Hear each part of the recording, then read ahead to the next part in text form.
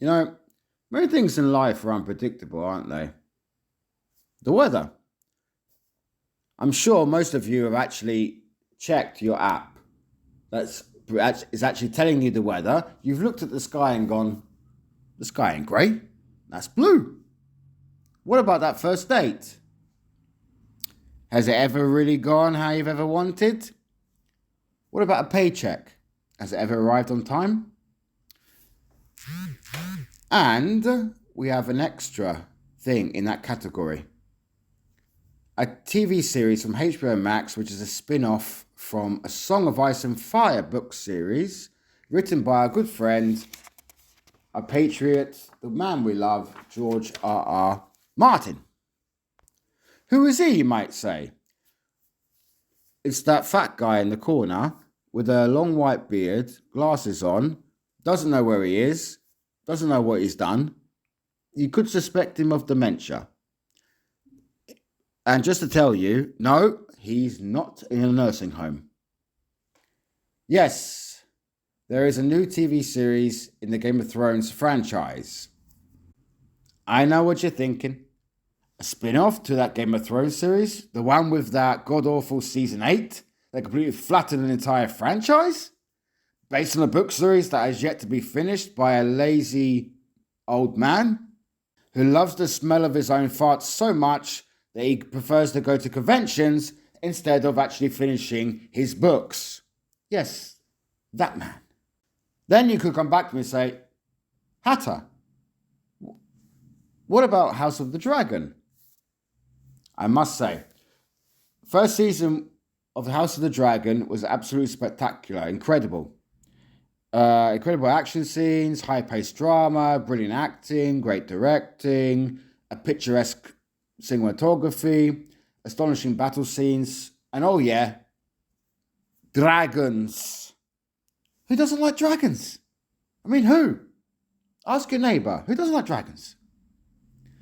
Okay, season 2 fell off a little bit and was a bit more slower paced, and it didn't help matters. It was supposed to be 10 episodes, but because of the writers' strike and the studio, they pulled it back to 8 episodes, unable to rewrite them. Because why?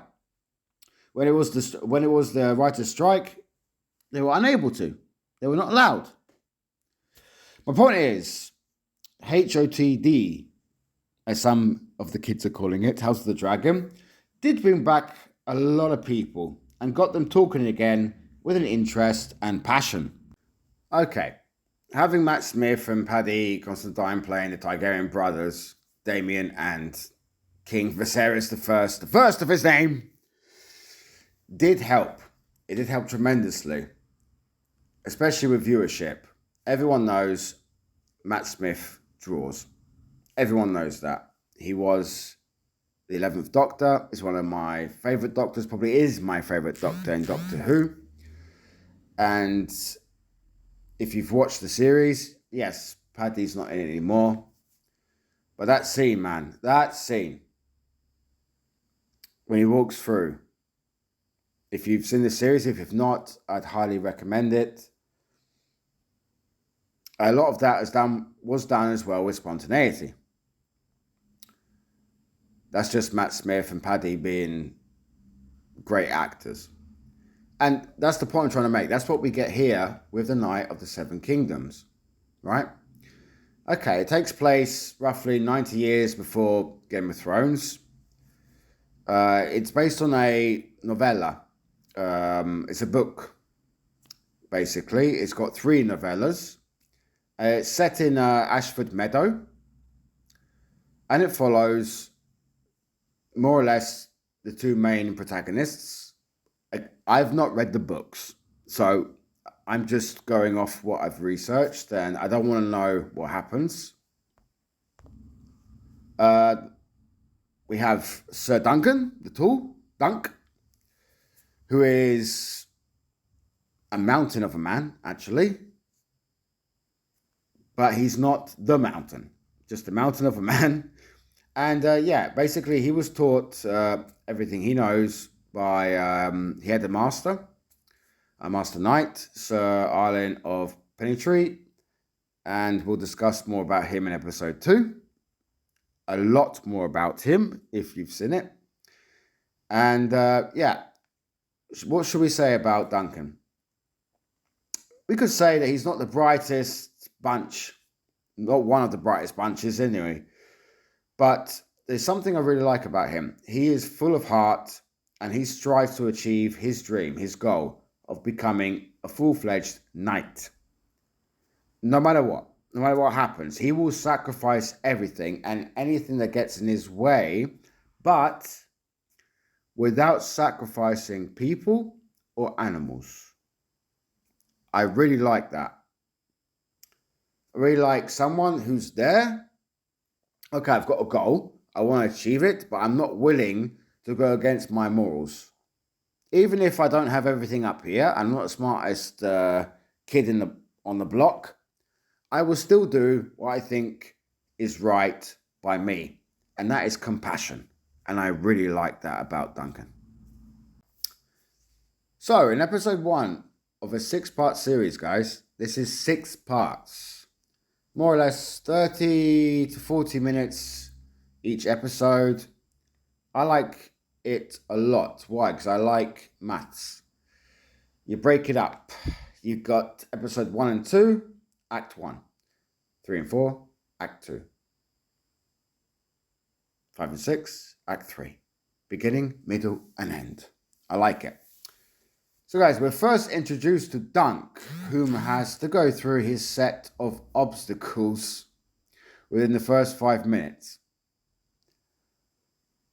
The first few minutes, if you watch the series, you're going to see something. Oh yeah, that's quite funny. And I've not seen that actually before. So if you've watched it or you're going to watch it, trust me, it's going to be something. It's going to be a sight to see, put it that way.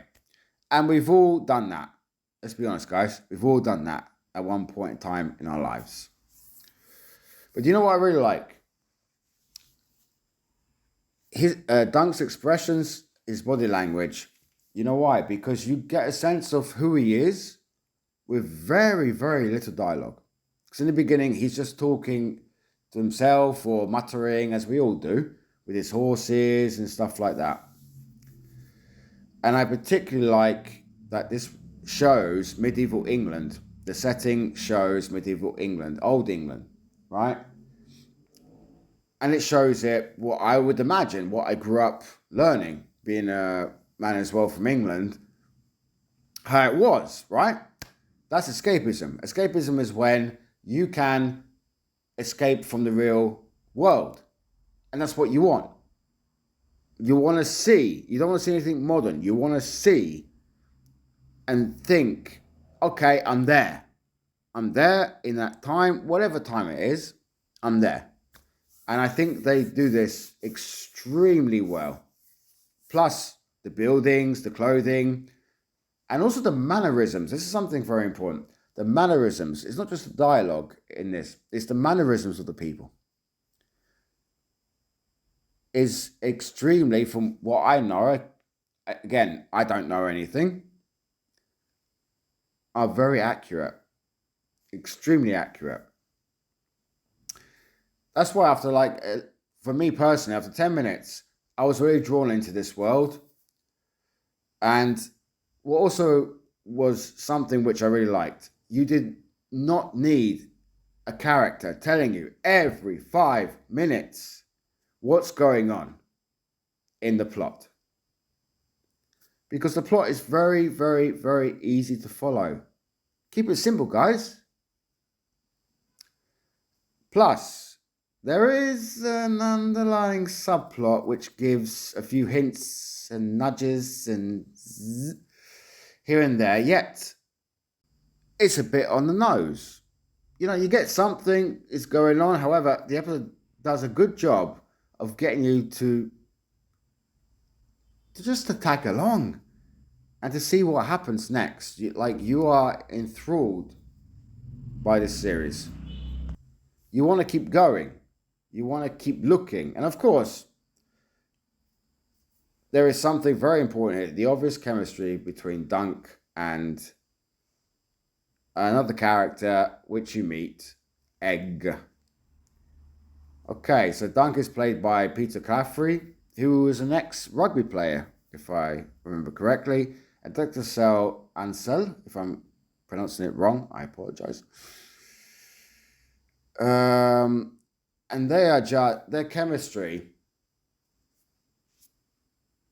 For me, it's just like you going to a mate and you're talking to them. You know what I mean? And who does Dexter play, you may ask? Well, I can't tell you that. You have to watch the series to find out exactly who he is. However, he plays a young man who becomes a squire. This is not a spoiler. He becomes the squire to Dunk. But their chemistry is off the charts for me.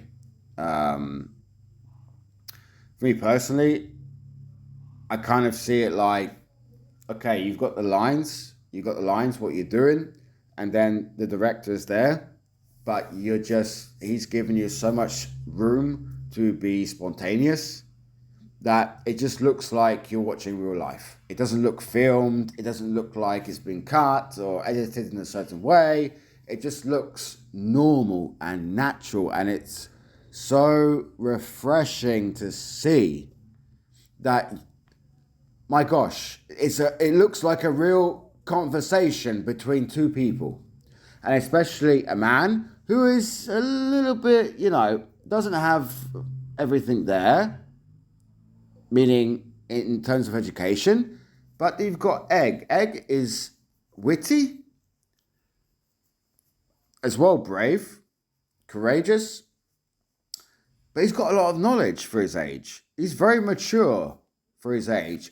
So, but then again, Dunk is a bit immature for his age. So again, it cancels out each other, which I think is a great, like, again, you got to have the right chemistry. There has to be something there. For example, take Ben Affleck and Matt Damon. Okay, they're friends in real life and blah, blah, blah, but they have great chemistry. Christian Bale and Michael Caine in The Prestige, in the Batman series, there's something there that makes it absolutely amazing. And that's the most important thing for me. This is down to it's down to the actors, of course it is. Their delivery, their facial expressions as well. Dexter has great, and bless the kid, he's bald. So, bald and courageous, we can say. And just see, as I said, I just feel the actors were free to, they knew what they were doing, they knew their lines, they knew what they were going to do. And that's all you need. That's all you need. But that as well comes from directing, I'm sorry to say. It does come from directing. You've got to give your actors a little bit of freedom. Know your lines, do your lines, perform your lines, but give them the freedom to act and bounce off each other. Great. Absolutely great. So how would I summarize this? So far in episode 1, I think it's cunning and brave, sweet and outrageous. Why? Again, watch the episode to understand that. Because I think Dunk is a man that you could call sweet, but there's certain sub-characters which you should also pay attention to, which are, a little bit outrageous. But that's the thing, guys. You have everything you need. You've got a man who's a little bit like us, normal people. Then you've got a kid, and sometimes you meet a kid and you're like, this kid's quite intelligent. Where did that come from? You've got the hierarchy, which are a bit more, again, outrageous. But at the same time,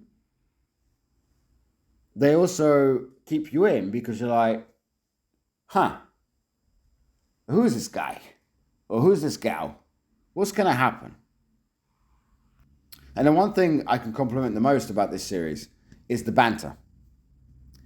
The banter it's very difficult to get comedy right, especially in this type of series, which is medieval. It's very, very difficult.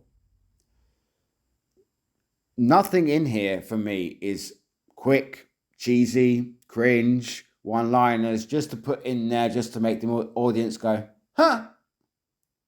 I was laughing a lot in this episode. I think the way it was written and also acted was absolutely brilliant. Absolutely brilliant. And plus, it just gets better. It just gets better. And that's a compliment as well, because it's not easy to do. But it's the actors as well. And it's the expressions. It's, as I said, chemistry. And do you know what else I like? It's due to the fact that it's a weekly show. It's weekly. This adds to it because it adds to the need for more. When you watch each episode, you could also argue, okay, they could be a little bit longer, maybe. But at the same time, I'm tired of being watching stuff and then just to keep up with others and then missing out on certain nuances. I'm tired of that. As times go by, I think I will be liking a hell of a lot more of these characters, and I think they will add so much more as time goes on, as we get through our reviews of each episode. But guys, check it out. Trust me, it's a simple series. It's nothing that's going to rewrite history or anything like that. But what I believe it could spark is a change. Because we're getting back to basics. And that is what I like. Mad About Hat here. And I will see you all later.